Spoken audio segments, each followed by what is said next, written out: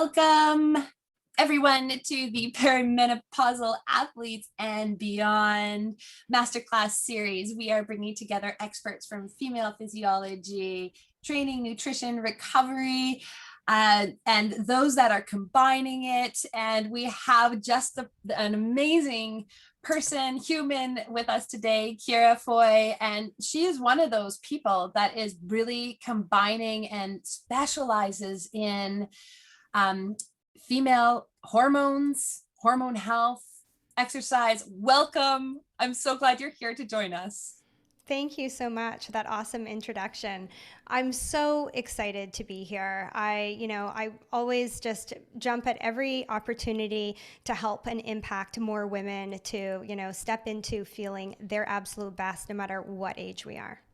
Well, it's really true, and I want to tell people a little bit more about you because how I found you was through your podcast, The Empowered Feminine, and the message that you have and who you're really targeting. And I really believe will resonate with the listeners that are listening to this masterclass series. And so here, I'm just going to tell everybody a little bit more. So you are really focused on, empowering the driven, the high achieving woman, and those that really care about taking care of themselves so they can maintain their energy, the motivation and passion, and that it takes to keep going.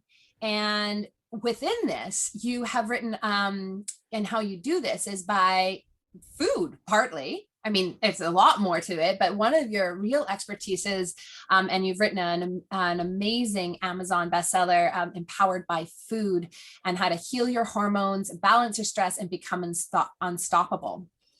And what else can I say? You are working one-on-one with some women. Tell us just a little bit more of how you are working specifically with women, in addition to just getting information out there for all of us to just consume. Absolutely. I have my signature program, which is called the Hormone Solution. And you can find that at thehormonesolution.ca.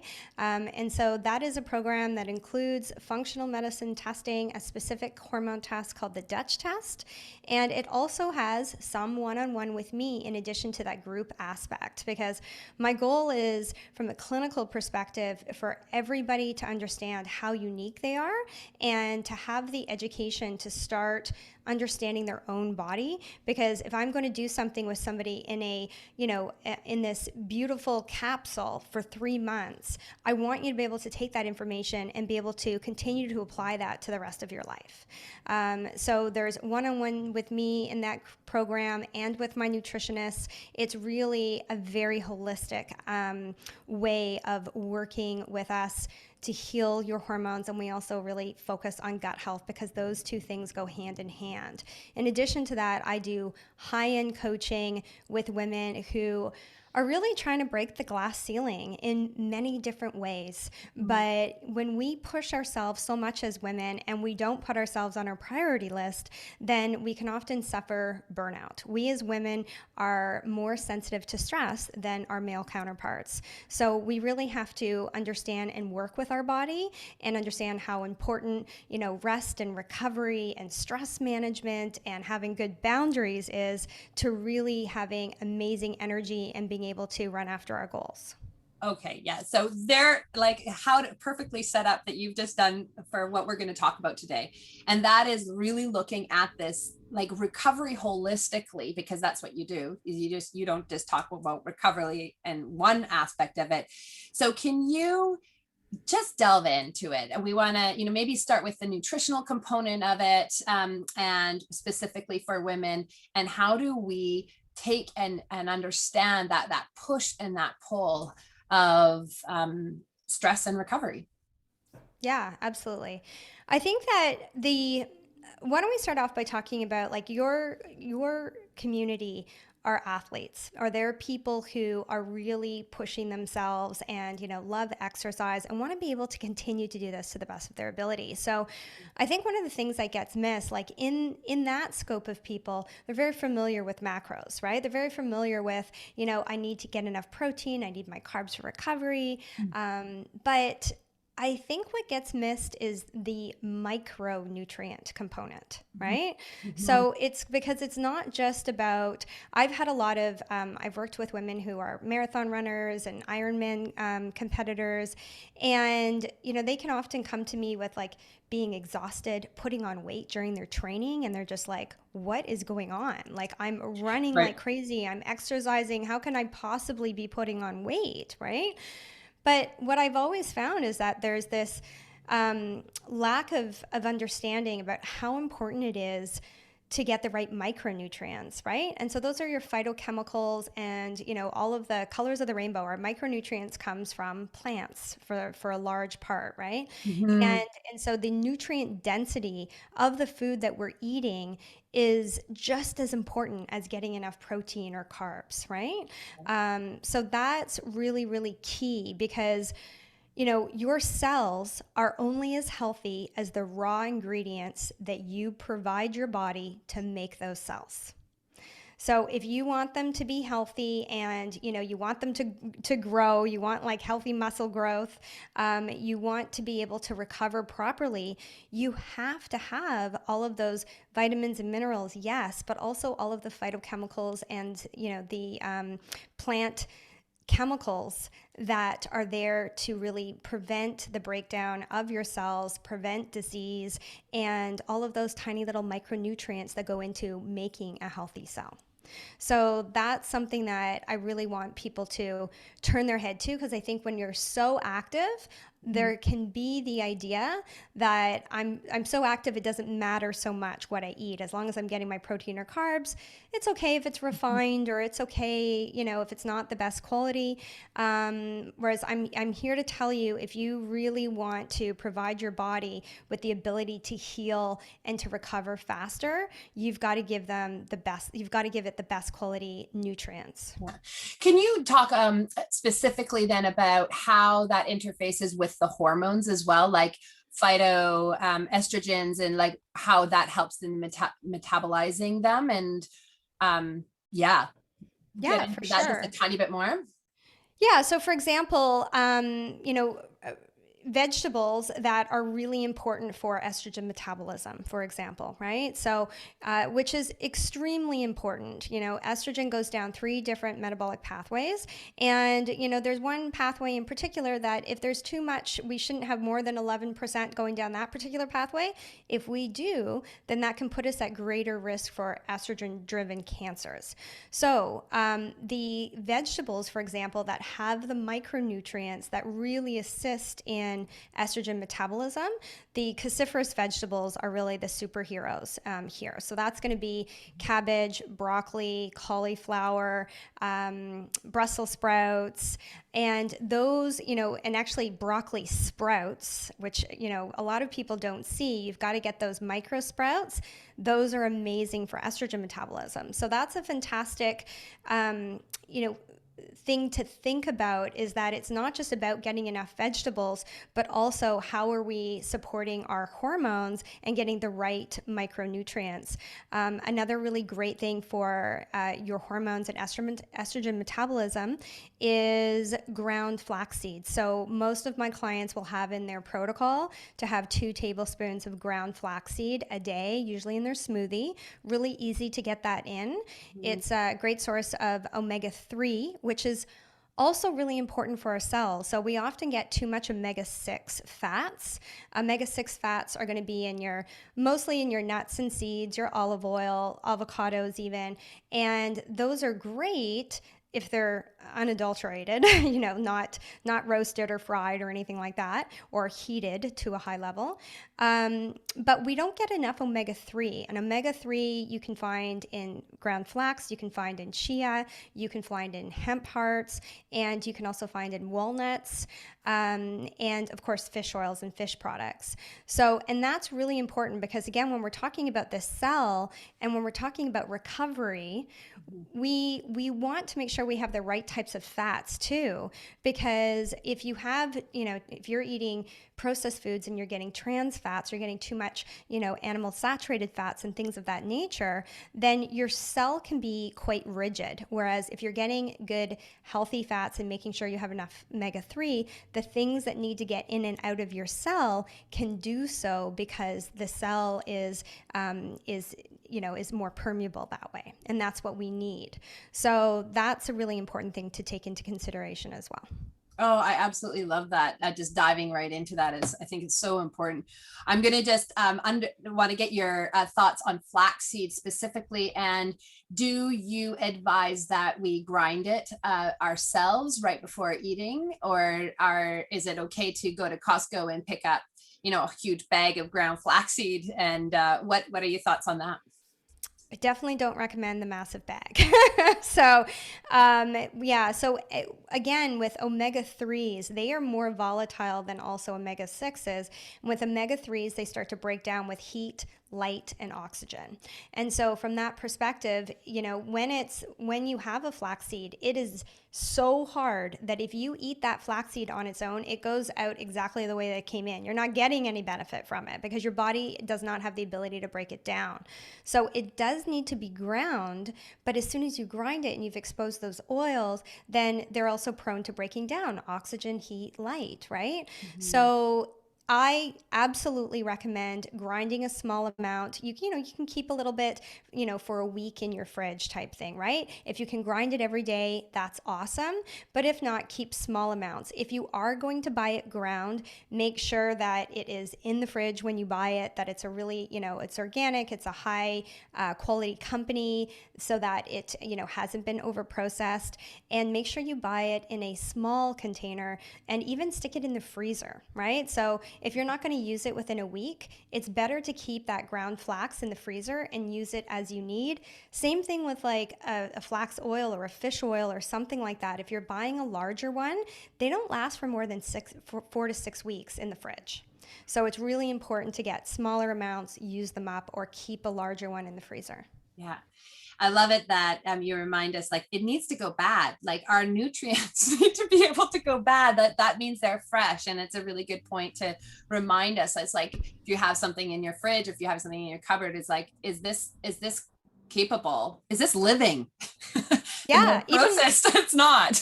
For sure. Like most people don't think about putting nuts in their fridge. Well, I get raw nuts and yes, I put them in my fridge. They are absolutely going to be kept way more fresh and obviously better for you if you keep them in the fridge. Really interesting. I love these little points that you're making for us.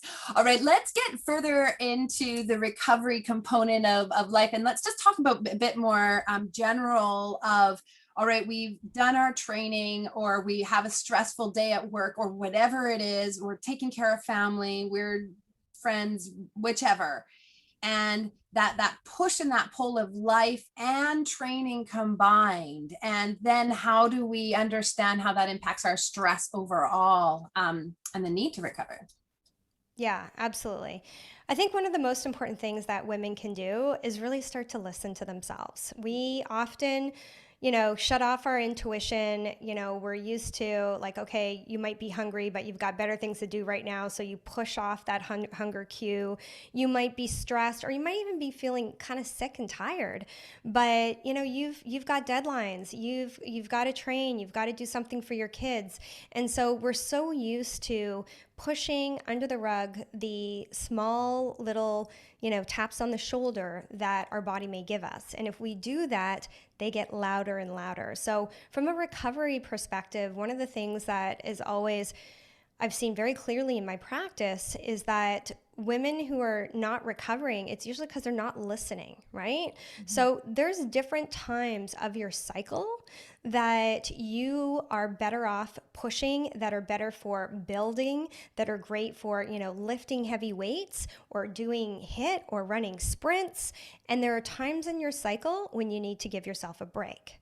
So that's so important. And I don't know if you heard this, but and it's been a while since I looked at the actual article. But basically the women's soccer team, when did they win? Was it the Olympics or the World Cup or something like that for women's soccer? a year or two ago, I guess, obviously pre-COVID stuff. But anyway, in the US, the women's soccer team, the coach decided to take into consideration their menstrual cycle. Okay, which is your floridian rhythm. So all of us are ruled by our circadian rhythm, and it's very important for recovery. When you go to bed, when you get up every day, that is absolutely critical. Having sunlight, making sure that you're resting more when the sun goes down.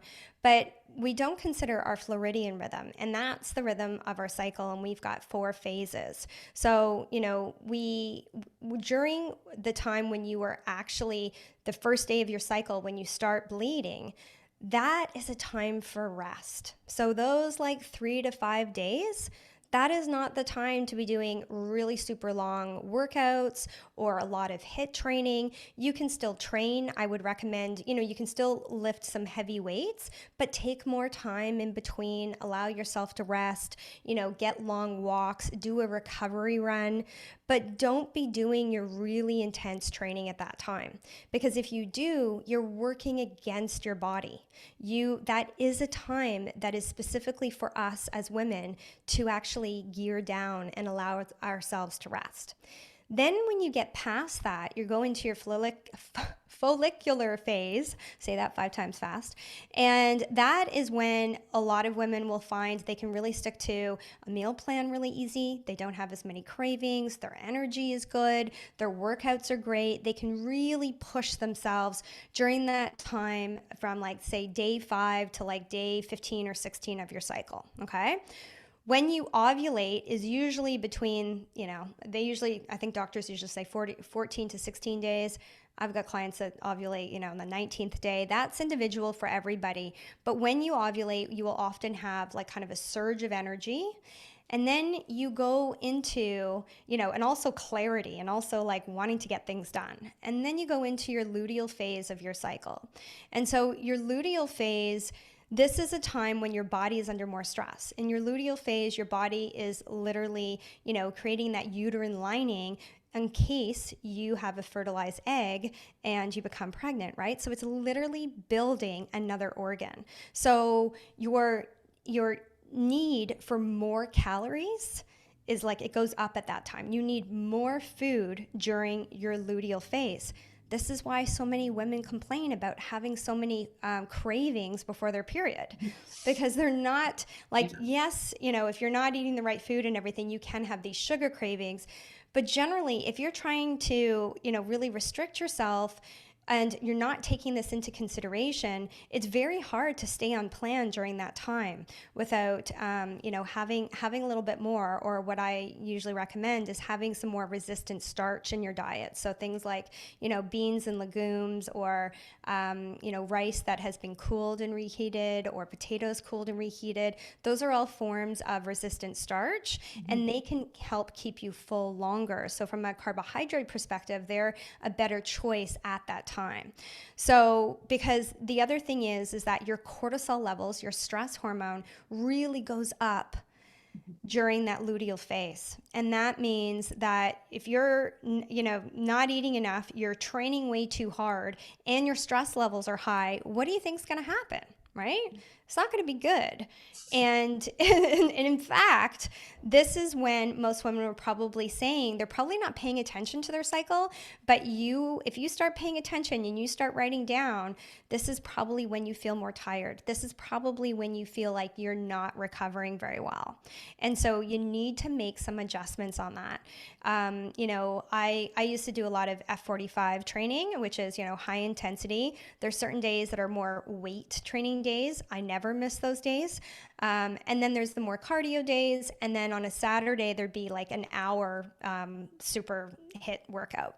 If I'm in my luteal phase or a couple days before my period, I'm not going to do that 1 hour HIIT workout at that time because it's too much. Yeah. That would be pushing my body too much. And I think if we tune in and we listen, then you'll realize that everything that I just spoke about, like you're like, oh yeah, that is when that happens. Oh, I've noticed that, you know? So that's really, really important. And because we mess with that, it's going to mess with your training. It's going to mess with obviously your performance, your recovery, and it's going to mess with your sleep, right? So, and when your hormones are off, especially when you're more stressed, if you're producing more cortisol because you're not listening to your body at that time, that can also promote problems with your blood sugar. It can also, you know, give you more cravings, and it can also make you put on belly fat. Would you say that it becomes more important as we approach perimenopause? So the women that are listening to this are, starting at age 35 is who are really trying to start, like, say, guess what's coming, people?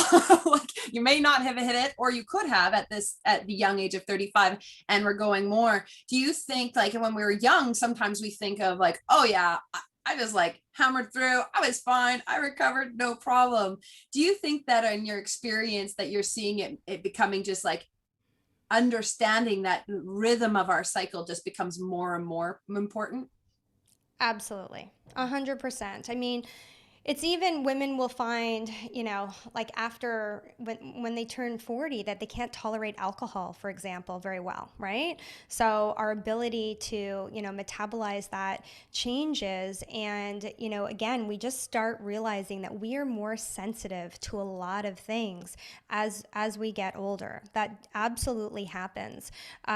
So, you know, for sure, you will start noticing that what you could get away with, you know, like if you were sorry about the sirens in the background. We're in downtown Toronto here. I'll just let it pass. But, you know, what you could get away with, like, you know, staying up late and studying, or not having a strict bedtime schedule, or getting less than 7 hours sleep, those are things that as you get older are going to take a much larger toll on your performance and your recovery. Yeah, I'm noticing that and Yeah. respecting it in a really different way. Um, okay, sleep. Let's get into that. And I'm just gonna get you to keep going, because you're giving us really great nugget, something that goes beyond what we often hear. And so I'm just gonna let you keep going. Absolutely.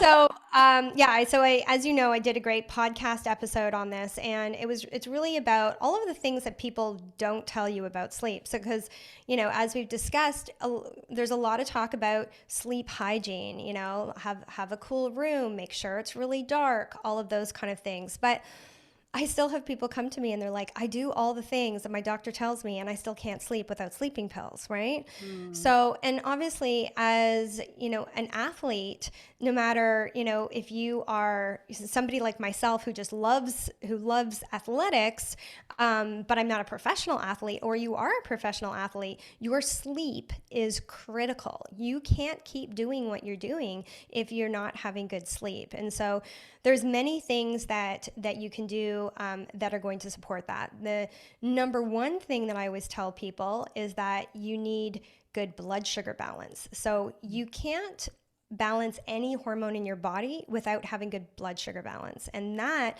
is going to come down to the balance of protein, fats, and carbs at your meals, right? So if you eat things that are just like really carb intense and processed, that's going to increase your blood sugar. Your pancreas is going to have to secrete insulin, and insulin, I always say, is an overachiever. It brings your blood sugar down a little low, then you get more cravings, then you're craving, sugar or carbs again. So it's really that balance. It's having lots of fiber, it's having lots of nutrients along with your, good fats, protein, and your carbohydrates. And of course, remember, for everybody, carbohydrates are not just starchy carbs or grains or bread. They are fruits and vegetables and beans, etc. as well, right? So it's really important. And I always encourage everybody to get as much of your carbohydrates from, instead of grains and instead of processed things, from like root vegetables and whatnot. So that is really important, because if you are not balancing your blood sugar, you're going to have a really hard time sleeping well. And it puts more stress on your body. So when cortisol again is your stress hormone. In the evening, cortisol should be like, cortisol goes up and down, but it should dissipate by the end of the day. And it needs to dissipate by the end of the day, because if it doesn't, it interferes with melatonin. And as everyone knows, melatonin is your sleep hormone. So if cortisol is high, melatonin is going to be low, and that is really going to disrupt your sleep. So, this blood sugar issue is often, people will know it's a blood sugar issue. If you're getting up at like 3 or 4 o'clock in the morning and you're having a hard time falling back asleep, it's usually a blood sugar issue, right? It's usually a stress response. And so that's something that we can correct for. So getting that right is extremely important. Making sure, again, you're coming down. You're not, I always recommend exercise and really intense training. Do that in the morning. Do it during the day when you need the energy. Really try to stay away from doing intense training in the evening, because exercise increases cortisol. Now, that's not a bad thing, right? Because that increase in cortisol is a good thing. But you don't want to be doing that in the evening, because then you're going to have a second wind. You're not going to be producing enough melatonin. It's going to take you longer to fall asleep. You're not going to have as restful a sleep. Mm-hmm. And then you know why you're not recovering well. So that's also really important. There's many things that you can do in the evening. You want to have a really good routine, right? So a lot of people will not be able to sleep very well, and this will impact your recovery if you've got a lot on your mind. So we got to learn to calm our mind. Meditation, just some simple box breathing is really important to learn, because your breath can help you to go from your sympathetic, your fight or flight part of your nervous system, to your parasympathetic, your rest and digest. So in the evening, try to stay away from those intense activities. A recovery run is fine, but yoga is fine at night, a Pilates, something like that. But really try to stay away from those intense things. And then make sure that you have a good evening routine. Tell your body, give it the right signals. It's now getting to be time for rest, right? So you could have even some chamomile tea, which is great. I take magnesium every night. There's many different supplements depending on what they're indicated for different things. If people are nervous, if they're waking up at night, if they're having bad dreams, if they're, their mind is going. Holy basil tea is something that's an awesome tea that I have a lot in the evening. It's a meditation tea, Ayurveda, which comes from India, which is actually so old, a type of medicine. It actually came before Chinese medicine. So Ayurvedic herbs, holy basil, is amazing. And that can help to reduce those cortisol levels at night. Another amazing tip for sleep is that if you're having a hard time sleeping, having some starchy carbohydrates at night can really help. So with your dinner, you always want to make sure you have a good 3 hours between when you finish eating and when you go to bed, so that you're not digesting when your body is supposed to be resting and recuperating, right? You don't want to be doing that, because digestion takes a lot of energy, and so that's going to interrupt your sleep. But what was I just saying? If you have carbohydrates, starchy carbohydrates, like have some sweet potato, with your salmon, and, some Brussels sprouts or something for dinner, that sweet potato, that starchy carbohydrate is also going to help to reduce your cortisol levels and help to entice a better evening sleep. So all of those kind of things are really important, because sleep is like the number one thing you want to do if you're recovering. It's the number one thing for anti-aging, for your mood, for your mental health. Basically you can take on anything if you're getting enough sleep. Yeah. Thank you. You just gave us such a power-packed 30 minutes of such incredible wisdom and pieces and actionable things that we can take on. I just love it. Setting yourself up for success and to be the woman that we want to be for our life, in our sport, for our loved ones. Okay, I'm going to keep you going. We've got 3 rapid fire questions. Are you ready to take them on? Absolutely. All right. Give us one moment of courage. I think Well, right now, this year, I made a huge decision to buy property in BC. So I am moving my life from Ontario to BC. And so that took a lot of courage, and there's a lot of ducks to get in a row. So, sometimes we really have to listen to our intuition and just, know in our hearts that everything's going to work out. Well, welcome to my home province. We Yeah. can't wait to have you. And the second question is, what are you grateful for right now? I am super grateful for the weather, actually. I think that I know it sounds so. There's so many things I'm grateful, but I did a whole journaling piece on the weather this morning. I think because, it's been a tough year. We're experiencing an early spring, and it's been a couple years since, at least in Ontario, that we had that. And I feel like for the mental health of like the planet, but like, I mean, obviously, where we are in the Eastern Hemisphere, it just makes such a difference for people and their mental health. And I know so many people are suffering, and so it helps you to want to move and take action, and that gets rid of overwhelm and helps to prevent depression. So I'm so grateful for the weather right now. I am so grateful that you guys are out there getting some good sunshine and better Yes, weather too. right? We're human beings. We Right. need, yes. Yeah. Okay. And the last question that I have for you is, what is one piece of advice that you continuously have to give yourself, just time and time again, that it's just a lesson that you just have to keep reminding yourself of it?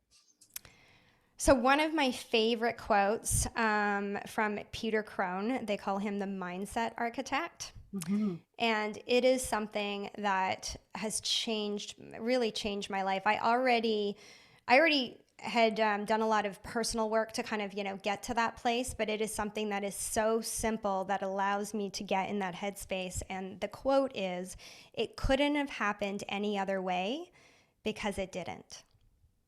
Oh, I love it. Yeah.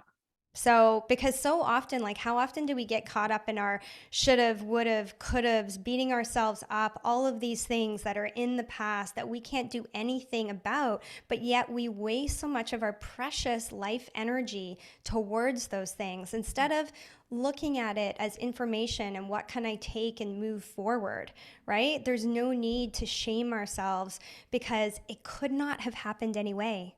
No other way.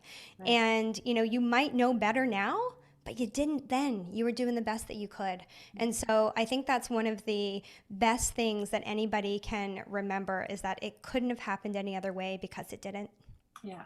I love that. Yeah. It resonates with what I always say, and it is perfect just the way it Exactly. is. Yeah. And Exactly. not to try to change anything, because there's growth, there's opportunity, there's something there for us in whatever there is for us. So thank you for Yeah. that. We learn the most from our challenges. Oh goodness me. Yes. All right. Now, I'm really excited about what you're going to do right now for all of our listeners. Ciara has given us just an incredible gift, and that is that she is giving us a full download of her book. And when she told me, I was like, what? Are you serious? Like the whole thing, not the first chapter. So it is the Amazon bestseller, Empowered by Food. Can you just give us a real quick idea of like what is in this book and why people need to press that button of download this and get reading? Yeah, well, first of all, my like lots of great recipes, my whole food detox, my signature program that I start my clients on, is in that book. But also, really, it is a story of what I've gone through and what I've learned. And so I think it will really resonate with a lot of people. I'm a single mom, I'm a business owner. I was raped when I was 39. There's so many trials and tribulations that I've gone through. But instead of throwing myself under the bus by, trying to treat myself, which is what so many of us are taught to do. And we end up not exercising. I'm going to give myself a break. I'm not going to exercise. I'm going to, not worry about what I'm eating. I'm going to call Uber Eats. when we have hard times in life, that's when we got to double down on the things that make us feel good, Mm. right? To stay on top of our game. So it is a story about becoming resilient and how to, just become unstoppable in your mindset, with your food, with your hormones, all of it. I love that. And I love it because it's really resonates so much for women in perimenopause and when we have to double down. Yeah, Because it gets harder. it Yes. gets hard in this period of life because you're all over the map and you can hit a lot of stuff going through in hormones and depression and anxiety and all these things because hormones do that. In any case, thank you so much for your generosity. People can find you. Can you just let people know where they can find you? Yeah, they can find me at curafoy.com. Mhm. You're going to have a link for them to get the free download. It's Yeah. also on my website. And I mostly hang out on Instagram at Curafoy Inc. Awesome. Well, thank you again, and such a pleasure. Power packed, 30 some minutes. And thank you. Take You're care. so welcome. Thank you so much for having me. Bye bye.